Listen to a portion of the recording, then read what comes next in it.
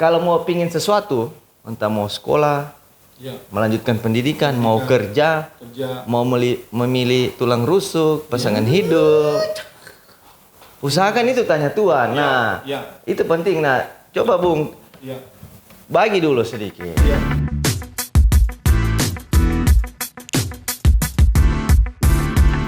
Jadi memang ini sangat fatal ya dalam hal memilih pasangan hidup, karena memang banyak orang gagal di bagian ini gitu. Dan tidak sedikit anak muda juga pindah satu fakultas ke fakultas yang lain gitu kan. Orang tua sudah bayar uang muka, tiba-tiba mah tidak jadi. Jadi terjadi sebuah ketidak konsisten atau labil lah gitu. Saya rasa mungkin dari awal kita harus serahkan hidup kita. Saya umur 17 atau 18 tahun tuh sudah serahkan hidup ke Tuhan.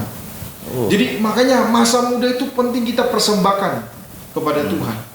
Itu. Makanya saya bilang tadi, saya dari jadi pendeta sampai Tuhan bicara soal istri, Tuhan bicara soal anak, itu. Jadi semua Tuhan bicara. Makanya kalau orang dari muda sudah serahkan hidupnya, saya percaya langkah hidupnya nggak akan salah. Jadi yang pertama persembahkan hidupmu, kasih hidupmu ke Tuhan. Makanya kita bilang dalam Markus 12 ayat 30-31. Coba kita buka dulu, Bang. Ya, apa Markus 12 ayat 30 sampai ayat 31. Coba, Brother Daniel baca. Markus berapa tadi? 12. Oke. Ayat 30 sampai 31. 30. Oh, nanti. Ya, baca Be, biar pendengar di rumah bisa dengar. Kasihlah Tuhan Allahmu dengan segenap hatimu dan dengan segenap jiwamu dan dengan segenap akal budimu dan dengan segenap kekuatanmu. Dan hukum yang kedua ialah kasihilah sesamamu manusia seperti dirimu sendiri. Tidak ada hukum lain yang lebih utama daripada kedua hukum ini. Oke. Jadi mulai dari kita mengasihi Tuhan. Ya. Saudara mengasihi Tuhan dengan segenap hati, akal. Artinya kita sedang persembahkan semua itu kepada Tuhan. Nah, nanti langkah-langkah hidup kita Tuhan bicara. Betul. Bahasa daerahnya it's all about Jesus ya. Yeah, it's all about Jesus. Semua tentang Tuhan Yesus. Tuhan Yesus. Ya betul. Memang ya saya renungkan ya, Bung, karena saya juga terlibat dalam pelayanan generasi. Ya. Saya sedih kalau melihat anak-anak muda sudah tidak melibatkan Tuhan lagi dalam setiap aspek kehidupan. Ya. Kenapa? Padahal Tuhan itu sangat ingin sekali, sangat senang kalau kita melakukan segala sesuatu melibatkan dia. Ya. Betul tidak? Betul. Ya. Coba, Bung ini kan sudah berkeluarga. Ya. Kalau mai tua istri Bung melibatkan Bung dalam segala urusan rumah tangga. Senang tidak? Senang. Nah, jadi begitu buat teman-teman generasi yang mendengarkan. Kalau sebelumnya kalian hidup tidak melibatkan Tuhan, ya sudah bertobat ya. Minta ampun. Mulai saat ini semenjak kalian mendengar podcast ini, melangkahlah segala sesuatu itu bertanya dengan Tuhan. Berdoa, apa sih dengan langkah pertamanya berdoa ya. Berdoa, Tuhan kalau kau berkehendak, saya butuh tuntunan, butuh petunjukmu. Bagaimana, brother? Siap. Betul itu. Saya kayak beberapa hal juga seperti itu. Kadang apa, bro? Maksudnya kayak tadi Kakak Anda bilang tuh, kita butuh persetujuan Tuhan. Ya. Sedangkan saya pun keinginan kayak ini maksudku apa ya? Cerita hidup yang saya harap bisa menguatkan gitu. Ya. Saat kita punya keinginan, Tuhan itu melihat hatinya kita. Biar kita tidak bicara. Bukan berarti saya bilang tidak usah berdoa, tidak. Tapi bahkan saat kita pendam dalam hati dan itu sesuai dengan keinginan Tuhan, itu bakal tercapai gitu. Ya, itu betul. yang saya sudah alami. Iya, siap. Ada lagi Be yang ingin mungkin? Kalau jadi sekarang ke arah begini, ke generasi yang sekarang, bagaimana cara membentuk cinta atau apa ya, menimbulkan rasa cinta itu gitu. Ke generasi sekarang kan, kayak tadi dibilang bahwa setiap generasi itu berbeda-beda kan, punya caranya masing-masing lah. Kalau pandangannya kajuan ke generasi yang saat ini. Gitu. Jadi sangat sederhana, semua itu dimulai dari rumah. Saya ini papa yang punya 2 orang anak. Jadi semua itu dimulai dari contoh atau figur. Saya punya anak yang pertama Daniel, itu tiap hari saya ajarkan dia baca Alkitab. Bukan saya. Bukan Daniel lagi. Iya.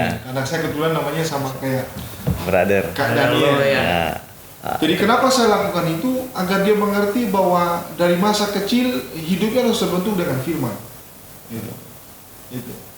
Nah, anak-anak saya harus belajar karena kita ini kan orang tua punya masa kelam juga. Saya kan lahir dari keluarga broken home. Papa ndak pernah dari kecil ndak punya papa, itu kan cuma ada mama. Jadi kita liar karena orang tua ndak ajar itu. Nah, hari ini Tuhan kasih saya 2 anak, satu laki-laki, satu perempuan. Haleluya. Jadi Daniel dari Nyongdeng Nona ya. Ya, Nyongdeng Nona.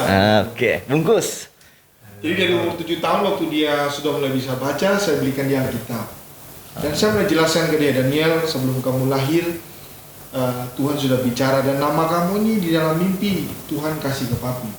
Jadi yang saya pernah saksikan di gereja waktu saya khotbah 1 tahun sebelum saya menikah, saya mimpi seseorang datang, saya percaya itu Tuhan lah itu.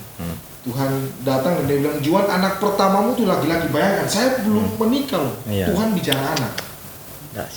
Itu masih pacaran dengan Mai Tua, jadi masih pacaran. Dan di mimpi itu jelas, Juan anak pertama kamu laki-laki, kasih nama dia Daniel. Waktu saya menikah, istri hamil, kita pisah. Seperti suara Tuhan 1 tahun yang lalu, itu tergenapi. Maka lahirlah Daniel, anak yang pertama. Anak pertamamu, berarti ada yang kedua. Begitu ya, anak begitu. pertamamu laki-laki, berarti ada yang kedua. Kecuali kalau dia bilang di situ anakmu satu-satu laki-laki, itu beda. Berarti anak pertama, berarti ada kedua. Nah, puji Tuhan, Tuhan kasih yang kedua perempuan, satu pasang. Haleluya. Itu berkat sering duduk dekat kaki Tuhan. Maksudnya sering duduk dekat kaki Tuhan bukan berarti Tuhan ini, bukan. Ya itu berdoa dan baca firman. Ini penting, teman-teman. Kedua hal ini. Ada yang lebih penting juga, itu dihidupi firman. Ya, itu pastilah. Karena apa? Bagaimana ayatnya, Bung? Ya. Kalau iman tidak tanpa perbuatan atau gimana? Bukan. Apa ini? Berbahagialah orang yang melakukan kebenaran, bukan hanya menjadi pendengar tapi melakukan itu. Oke, mungkin saya ingin ini, Bung, di terakhir dari edisi kita pertama ini, saya ingin mungkin Bung menyampaikan sedikit mengenai firman, apa yang ada di dalam menjadi rema dari Bung untuk generasi lah, pesan. Entah dia menjadi itu pesan radikal, maka ada dasar ayatnya kah atau terserah Bung. Mungkin intinya kekuatan. Apalagi kekuatan.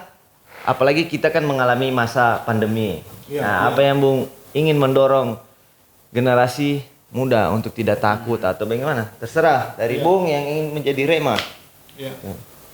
Mungkin saya perlu menyampaikan anak muda itu sangat identik dengan jatuh bangun. Jadi saya mulai dari sini dulu. Siap.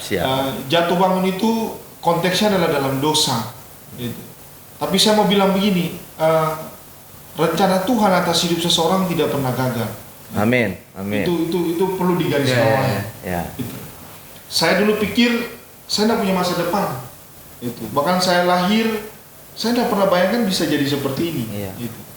Saya dulu pikir nanti mati di pasar jadi preman, gitu kan? Hidup berakhir di situ. Itu yang saya bilang tadi. Ternyata Tuhan punya rencana lain. Gitu. Nah, buat generasi muda ini yang jadi rema saya dalam hidup saya. Apa yang tidak pernah saya pikirkan dalam hidup ini, itu yang Tuhan sediakan. Gitu. Jadi urusannya kita bukan urusannya Tuhan. Tapi urusannya Tuhan harus jadi urusannya kita. Oke, berarti bagaimana tadi? Urusannya kita bukan urusannya Tuhan. Tapi urusannya Tuhan harus jadi urusannya kita. Berarti agenda Tuhan harus menjadi agenda di dalam hidup kita ya. Kenapa saya ngomong gitu? Ada ayatnya. Oke, apa? Jalanmu bukan jalanku. Yesaya 55 ayat 8. Buka lagi, Be. Kita harus membaca firman karena firman ini menjadi kekuatan kalau bagi saya. Urusan saudara yang akan tergenapi, tapi urusannya Tuhan yang akan tergenapi dalam hidup saudara. Buka, partner. Yesaya 55 ayat 8. Ayat 8. Kita buka lagi. Saya bacakan. Ya. Sebab rancanganku bukanlah rancanganmu dan jalanmu bukanlah jalanku. Demikianlah firman Tuhan. Ya. Banyak anak muda kan begitu. Bilang sama papa mama saya mau masuk di fakultas ini, itu urusan kamu. Tapi jadinya pernah lihat enggak orang kuliah guru kerja di bank? Ya. Pernah nggak?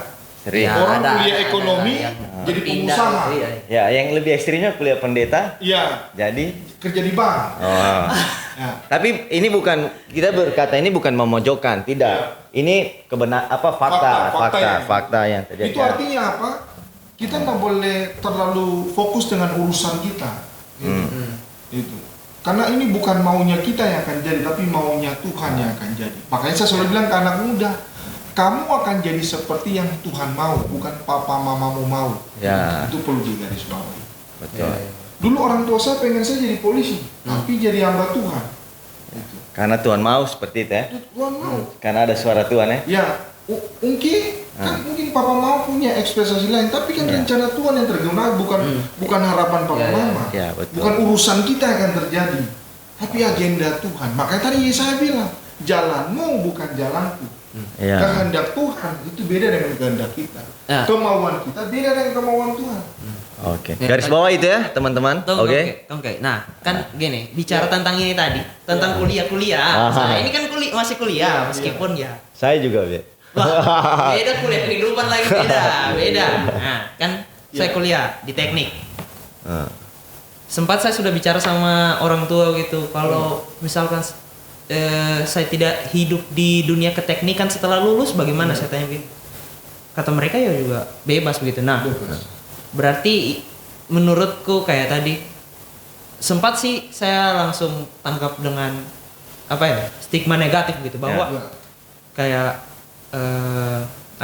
orang yang kuliah A kerjanya B seolah-olah dia